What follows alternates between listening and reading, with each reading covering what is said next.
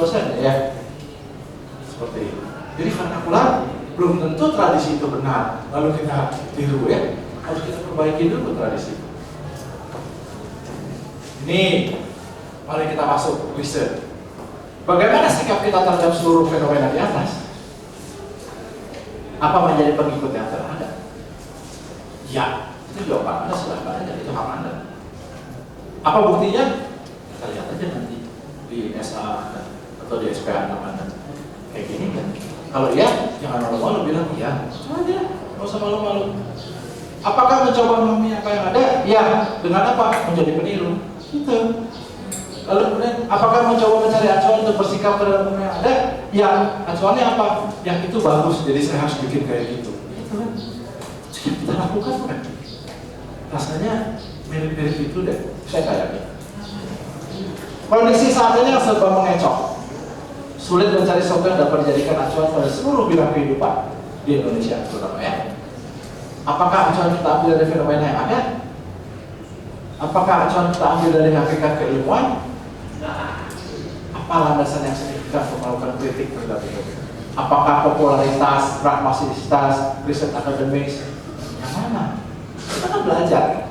Harusnya kita belajar untuk membenahi sesuatu yang lebih jelek ya. Jadi contoh nih, ini saya ajarin tapi saya kasih langsung aja ya. Pertama, kalau orang di lapangan, Anda lulus, apa yang Anda lakukan pertama? Mari kita lihat, yang lakukan pertama adalah start from existing form, yang udah ada kita tiru. Betul lah, yang paling gampang gitu kan? Apalagi kalau kliennya bawa gambar, ini kayak gini. Kedua, copy, secara fisik di copy, yang kita lihat tadi. Atau kita manipulasi, terubah-ubah dikit. Kayak tadi di zoom, wah ditiup gitu jadi gede. Atau elaborate, physical. Atau modifikasi. Ada yang start from extract form, dia mendapatkan sintesis gitu ya. Hasilnya adalah desain, research design.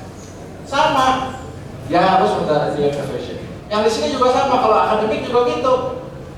Akademik kadang-kadang ada yang meniru juga. Nah seharusnya kita melakukannya demi balik lagi ke sana. Kita memperkaya akademisi dan juga memperkaya cara mendesain kita. Tapi kita nggak lakukan ini, kenapa? Waduh jalannya panjang, and it is very difficult. Tapi kalau kita nggak mulai, kita nggak akan bisa nyiptain bangunan kayak Aisman. Yang ada adalah kita meniru bangunan kayak Aisman. Betul ya? Lalu pendidikan seharusnya apa? Kalau Anda buat sesuatu yang baru dengan pemikiran baru, saya harus bilang, oke, this is new, this is good. Tapi yang terjadi apa? Ini nggak ada tuh di sini, nggak usah salah. Gitu. Ketika Anda menggunakan cara itu, lalu Anda dibilang salah. Nah, ini teman Anda nih, tuh relasi antara musik bentuk apa? Saya coba cek, dia bisa melakukan kajian kritis tentang itu. Betul ya? Lalu ini dievaluasi nih. Wah, bangunan yang di Surya Group katanya hebat itu, evaluasi.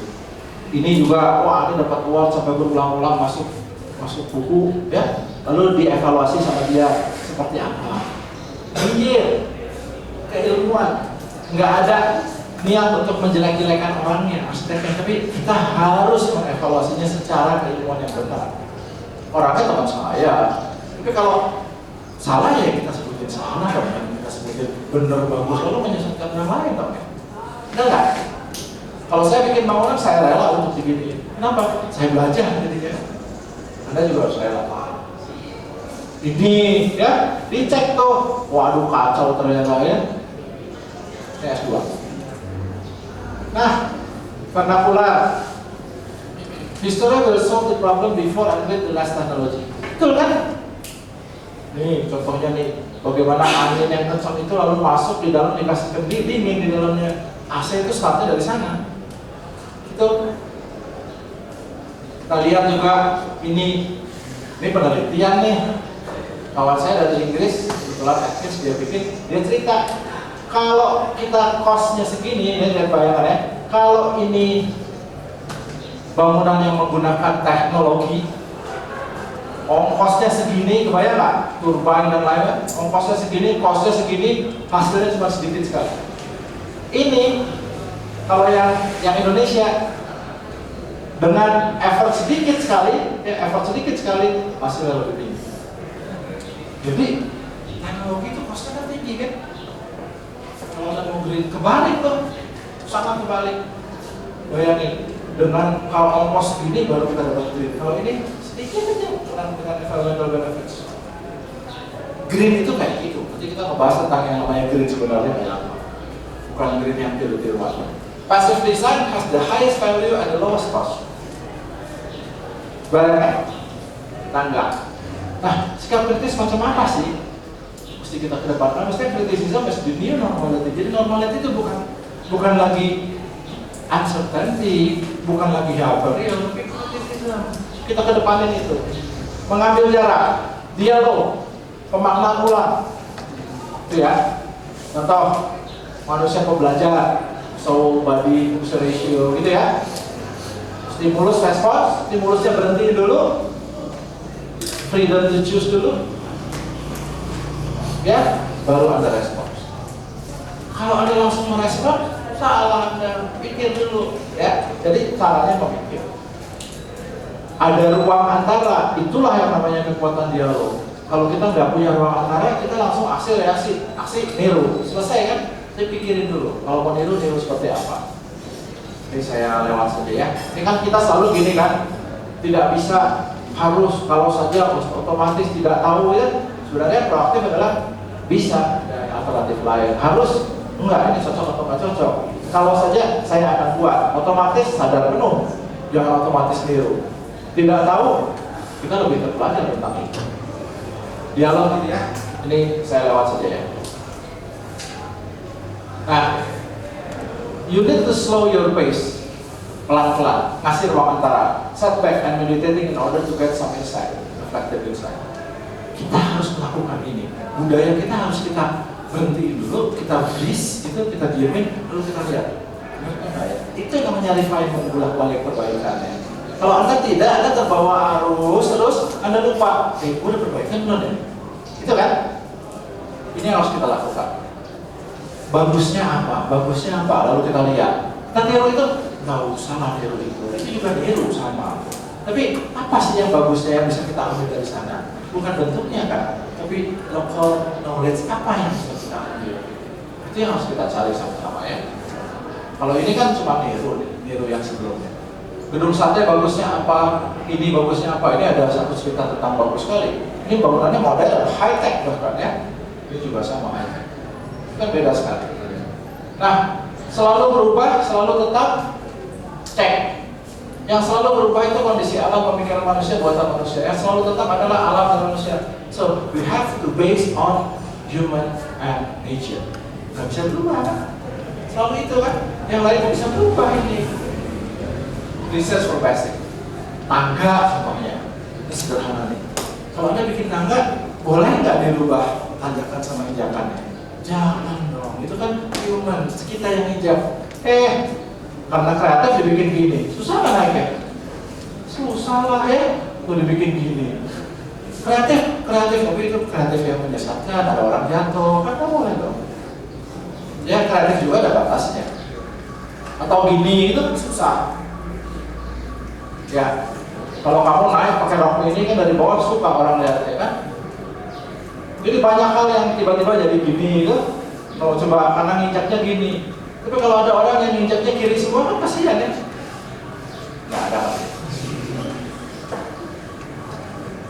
Contohnya ini supaya bisa melihat ke atas gitu. Tapi cuma begini. Ini kan ini bukan asli, ini gambar. Ada khusus karena perusahaannya yang bikin plafon, tapi kayak luar gitu ya. Ini juga orang takut. Cuma nakut-nakutin orang kan kasihan ya. Orang jalan di sini supaya merubuh, padahal enggak, cuma cat doang. Ya, lu bikin gini, rubuh. Waduh, ini kan kreatif tapi nggak kira-kira gitu ya. Oke, seimbang. Buat saya harus seimbang semuanya. Kalau nggak seimbang, Anda semua. Jangan bilang I, tapi sebutnya we. Jangan bilang itu, tapi it's kita semua. Kalau kita semua dalam konteks, kita pasti akan lebih baik. Ini contoh-contoh sederhana kita buang saja. Ini juga contoh, kalau Anda mau setback, Anda bisa lihat baby. Tapi kalau Anda nggak setback, Anda nggak bisa lihat baby gitu ya. Bayangin, lihat bangunan, ya udah. Padahal di sana kalau kita setback ya, you have to open mind, don't look for the baby, you will see the baby. Santai kita pelajari semuanya kan ada nih matanya, hidungnya, mulutnya, tangannya, kakinya gitu ya. Jadi Anda mesti mencari sesuatu yang esensinya gitu ya. Apa pesan yang disampaikannya? Itu makna sangat berkuat ya. Tapi Anda harus slowing your pace. Ini lawan itu protes. Saya kasih tentang ini tapi kita lewat aja ya, bukan waktunya ini sudah lewat. Saya bilang bahwa arsitektur seperti itu, lalu ketika dia naik ke tengah, lalu dia menjadilah fungsi bentuk makna. Ini buku saya ya. Saya bilang seperti ini. Saya nggak setuju dengan Vitruvius gitu. Saya bilang arsitektur adalah ini, aspeknya adalah ini. Lalu act well, look well, and speak well. Harus pembangunan seperti itu. Logical, ethical, semantical. Sama ya, ada yang tadi. Jangan begini, tapi fair. Yang paling bagus adalah fair ya. Jangan gini, tapi balance. Jangan ini, tapi appropriate. Jadi kalau kita balik lagi ke sini, ini yang harus kita lakukan. Moga-moga Anda jadi mahasiswa yang betah sini, bukan yang ini. Etikanya fair to all concerned. Artinya adil buat semuanya. Logikanya apa? Seimbang logikanya. Jangan mau menang, jangan mau juga di bawah. Semantikanya apa? Pas, yang cocok. Oke? Jadi bukan indah, bagus, tapi yang pas aja lah. Kesimpulan, mandiri, ilmiah, info, judgment, decision, self-government. Itu kesimpulannya. Ya, jadi knowledge is power.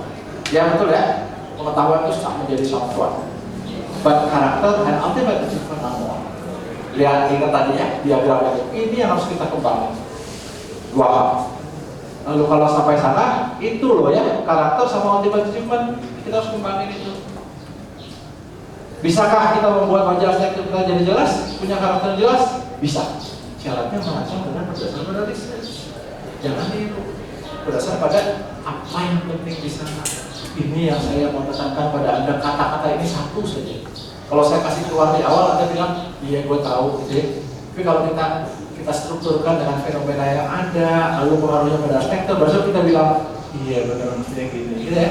Jadi sebuah kata bisa berarti hebat kalau dikasih urutannya, tapi dia juga bisa berarti nggak apa-apa. Contoh, saya dapat SMS, video gitu, ada orang buta di pinggir jalan, temannya nulisin, I am blind, ya, terus minta uang. Dia ngasih uangnya sedikit, terus tiba-tiba ada cewek lewat. Dia ambil tulisannya, dia ganti. Hari ini sangat indah, Anda bisa melihatnya, tapi saya tidak. Diganti gitu kata-kata itu ya. Lalu kemudian yang ngasih duit lebih banyak kan jadinya, menyentuh perasaan orang kan, ngajak orang lain, bukan ya gue buta, sobat gue buta, gitu ya.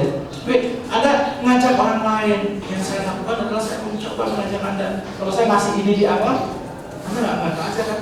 Tapi kalau saya ceritain, ini kayak gini, lalu Anda bilang, oh kata-kata ini ada maknanya, gitu ya. So, ketika Anda menyajikan nanti, Anda harus gitu, jangan langsung kasih, tapi bikin dituntun orang supaya sampai ujungnya, iya benar ya, kita mesti gitu. Kata gitu ya. Oke, knowledge is power, the power to make other people feel stupid, jangan gini ya, tapi bikin orang lain jadi tahu. Oke, thank you. Ada yang mau nanya? Bahkan yang mau nanya? Pasti kalau sampai pada tahap ini nggak ada yang mau nanya. Ah udah deh Pak, capek. Biasanya Bapak sejam, kalau sekarang lebih dari sejam, gitu ya. Konfirm pikir lagi kan? Oke, kalau tidak ada yang nanya, siapa? Jadi tolong absen. Lalu kemudian jangan lupa minggu depan Rebu 1 dan 2 presentasi di depan. Minggu depan Rebu 1 dan 2 saya kasih nilai Pak ya. Betul-betul bahwa kita mulainya dari sana. Gitu ya. Thank you.